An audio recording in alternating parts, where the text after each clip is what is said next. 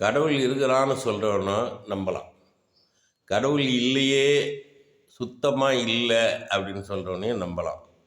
ஆனால் நான் தான் கடவுள்னு சொல்கிறானே அவனை யாரையுமே நம்பாதீங்க.